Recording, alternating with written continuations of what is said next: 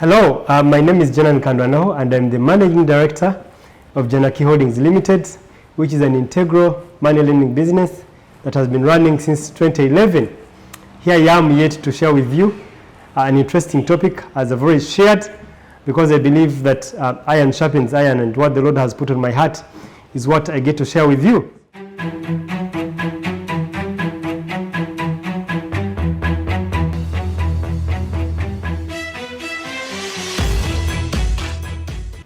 So today's topic is why you need a board as a business person. You could be a person who started your business and it's a single member business, then you have a few staff that you have recruited. And then you're asking yourself, a decision is just a call away, a decision is just a word away. How do you start getting yourself accountable as a CEO, as the owner of the business? So that's why you need a board, because you need someone to hold you accountable. You need someone to guide you on whether to take a decision or not.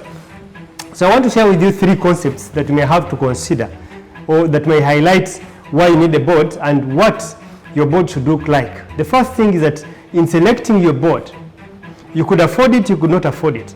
So if you afford it, you can actually get a company, or there are guys who have good packages for a board called rent a board, where you can actually hire a board for probably 1 year, 2 years, or 3 years. But also you could get one of your colleagues or 3 or 4 of your colleagues that you actually trust, that can hold you accountable. But this is a multiplicity of disciplines that they should have. The first one is marketing. So you need someone who is an expert at marketing on your board, because you need to market your business. You need to brand your business.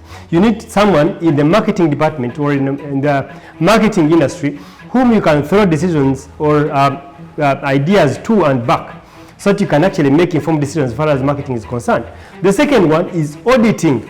Auditing and accounting go hand in hand. You need someone who is an expert in audits and accounting to look at your numbers, because you see, before you start the quarter, you have to present to the board where your budget stands at. So you should have someone to tell you, what, these numbers are not as good vis-a-vis amount of money that you made.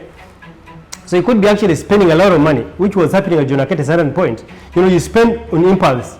There's a decision to be made, involves expenditure, just spend as far as you can. You spend for, and yet if you are the board, they will tell you vis-a-vis the amount of money that you have made, this is how much you actually spend. Did you know that you're not meant to spend more than 25% of your net revenue? Did you know that? So it is important that you actually get someone who is an expert in accounting and auditing on your board, because at a certain point, these numbers have to pass by someone's mind, by someone's idea before they are implemented.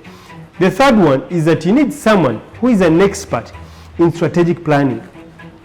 Because you see, irrespective of the business, because I tailor my talk to money lending, but this can actually apply to a number of several other businesses. You could be running any other business, but you need someone who is a strategic thinker, who is good at strategy. Because you see, if you're running a business, you should be able to at least project where you're going to be 3 years from now, 5 years from now. And in that case, you actually need a business plan. You may call it a strategic plan. This will highlight where you will be 5 years from now. This will guide you on how you're going to progress. Because this 5-year plan can actually be broken down to a 1-year plan, annual plan. But it's broken down from the 5, break down the 5, get to an annual plan, and then it transitions to quarterly plans, and that's how you get to have monthly plans. It's where you derive targets from, it's where you derive trainings from, it's where you derive remunerations from, a number of things that derive from those plans. So you need someone on your board who is a strategic thinker, who is good at strategy, so that you can actually have a picture or have an idea of where your business should go to. Then the other one that you actually have to consider, very, very, very, very important, is the secretary of the board, who coordinates the functions, all the other functions. You need someone who can touch here and there to tell you, what, based on ABCD, you have to do A. Or based on ABCD, the meetings are scheduled as follows. You need someone who will take care of all the activities of the board. So whether paid or not paid, you have to actually be organized. So if you have colleagues whom you envy, whom you like, in the industry you're playing in, whom you know they have the expertise. For example, if you're playing in money lending, if you're in the financial industry, you may pick someone from the bank. It doesn't hurt, because look, if you pick a manager from probably a commercial bank, that means that guy has been in the banking industry for a while. He has something he can share with you at a board level. just one training or one engagement, they can actually get to know what it is to guide you on. So there are three things. So far I've highlighted one, the composition of the board. The other one is that you need a board to enable you to continuously grow.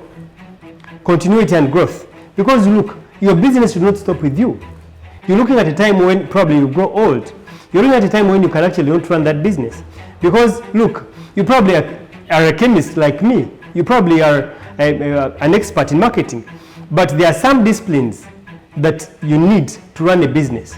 So that means the business might get to a certain point and you cannot ably run it. If the portfolio of your learning business, for example, has increased from probably 1 billion to probably 10 billion, you may actually have to get an expert in administration to help you run that business. Why? Because based on your knowledge, based on your expertise, a company of that net worth might not be able to grow further if you're still there. So you could actually be your own problem to your business growth. You could be the very person who is curtailing growth of your business. So you actually may have to reach a point, guided by the board, to know that, you know what, I think at this time or at this point, we actually need someone who is an expert in business administration, who to run this business for you, so that you can be on the side, or you can be an advisor, or you can, you can sit as a defunct CEO who comes in once in a while. But you need someone who can actually run it for you. But you see, all these things you cannot reach if you do not have a board to guide you. You may want to run the show, and yet you're curtailing the growth of your business. So it is important that if you want to think business beyond you, that you start thinking about the board. Now, I tend to encourage some of my colleagues, because some of these things are a cost. That if you're not willing to spend, sometimes you cannot actually grow. So you have to inject in some money at a certain point. That even if they're doing pro bono, even if they're your colleagues, because you see, if you get a service free of charge, that means it's going to, much of the time, it's going to be, laissez-faire. It might not give you what it is that you want to receive from it. So you need to actually pay. Whether someone is charging you a fee or not, you need to honor them. Why? Because in committing their time to guide you, in committing their time to discuss with you, whether 2 hours or 1 hour or 3 hours, a quarter, it is still valuable to you. So you need to honor it. And let me give you an example. I remember the course that I was paid for by government at the university at my bachelor's. Sometimes the lectures could be there at 7 a.m. in the morning. And I would afford to say, you know what, and I think I'm going to chop this lecture. Why? Because government was paying for the course. I was not picking money from my wallet.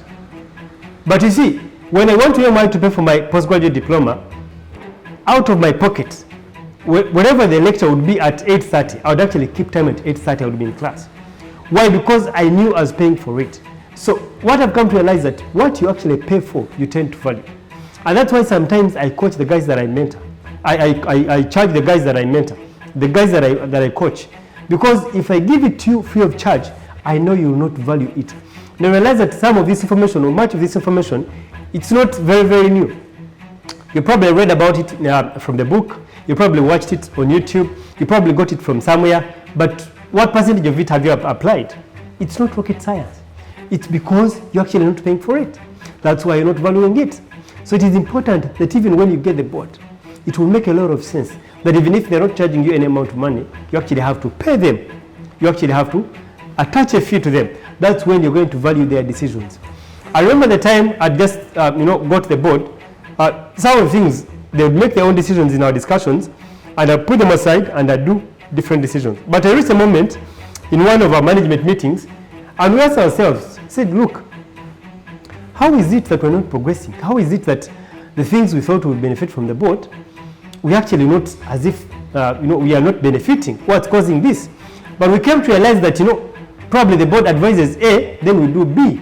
So at a certain point, you need to take it, because these are experts in those disciplines. These are experts in those fields. So it is important that you actually get to implement what it is that they guide you. So I encourage you that, whether a small business, if you cannot afford a board yet, look amongst your colleagues, the business leaders who are willing to commit, their time, who are willing to commit their resources, because it involves time, sometimes money, but there are some guys who are willing to do that. But I encourage you, if you can, honor them, because that's when you're going to take their advice serious. And then 2, it is important that if you're thinking about your business beyond you, which you should be thinking. If you're a proper entrepreneur, then you should actually start thinking the board. Sometimes you may not afford the board that is hired, but you can afford the board through your colleagues. Get to have the board. Or else you're going to run a one-man show, and before you know it, you're going to make interesting decisions that are going to cause your business to close. And you see, when your business closes, it's not about you alone. It's not affecting you alone. Probably for you can afford to get a salary somewhere or get a job somewhere, but there are some guys that are working in your business, and those guys have dependents. So what happens when that business closes? That means a whole lineage of a family, you've cut it off. And yet we are saying that we are stewards. The Lord entrusted you that business to employ as many people, to improve the economy, to contribute towards the growth of the economy, to support as many persons as possible. So please, it's not about you, it's about several other people. So as you're making these decisions, make them with that in your mind. So I hope you learned something, but above all, as you learn 1, 2, 3 things, go and implement. If you don't, you'll have wasted your time and your data to watch this video. Thank you. See you in my next video. Remember to subscribe, remember to like, remember to comment. Some of these topics are birthed from the comments that you actually give, but also check us out at www.jonakiholdings.com. Blessings and have a blessed day.